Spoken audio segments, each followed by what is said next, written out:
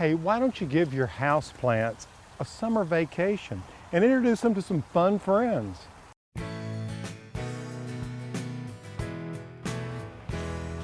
Tropical plants are some of the most exciting plants you can use in the landscape. But you know, most tropical plants that we use are actually houseplants. Take for instance this plant with all these gorgeous colors in the leaves. This is a type of croton. And you can see here's another one right over here. Look at this one. It has a much broader leaf. So with color like this, who needs bloom? Or just take a look at this alocasia. It's a type of elephant ear. Again, a tropical plant. Now really, most of the plants that we have as houseplants are tropicals. That's why they became houseplants, because it's too cold for them to be outside.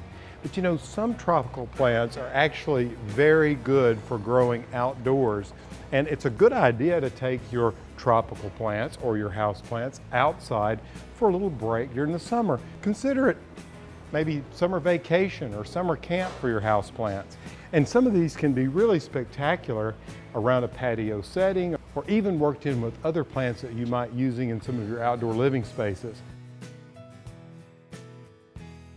So just take a look at this, one of my favorite plants that could be used as a house plant or more commonly grown in the ground in gardens or in containers, and that would be the caladium. Look at the range of color that you see in these leaves. Everything from pink to red to all shades of chartreuse and certainly white. Look at those white ones up there. And you can just imagine these growing in the shade, adding lots of color.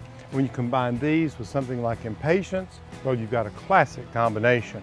So, okay, maybe you're looking for something a little more dramatic, something that may grow up, make a vine. Come on over here, I want to show you some other tropicals that you can't live without.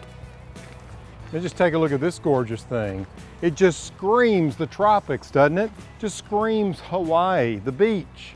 Imagine this, out by your patio or on your deck or by your pool. Gorgeous flower. Now, I love these things. Hummingbirds love these things. They're gorgeous to have around. But we've moved from shade-loving tropicals to sun-loving tropicals. This hibiscus, which by the way comes in lots of different colors and forms, will bloom all summer long. But you have to keep it consistently moist.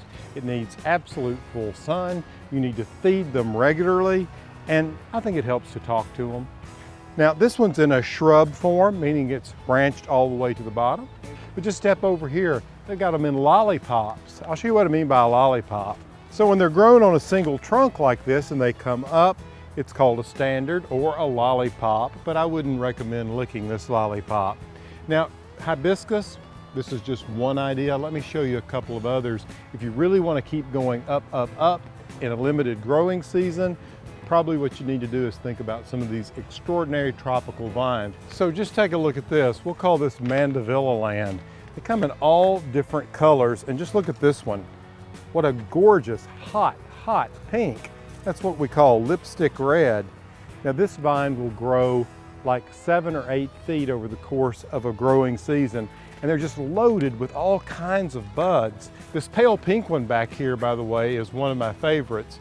It's a variety called Alice DuPont, and you can see they're already training them up on these trellises, and the vines are going everywhere, and about every 6 inches they're putting out these buds. And I just love this white one too.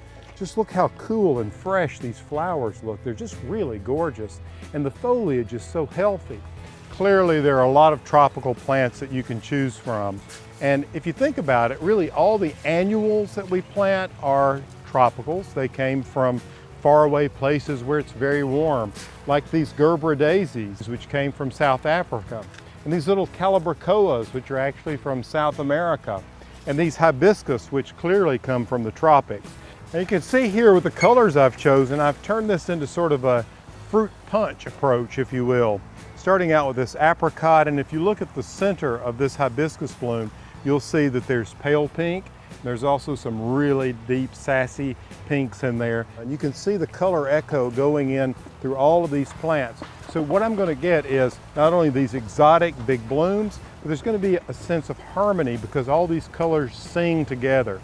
Hey, if you've never taken your houseplants outside and integrated them in with some of these fun-loving tropical plants for lots of color, give it a try. And if you're enjoying these pieces on style, check in with us regularly and subscribe to ehowhome.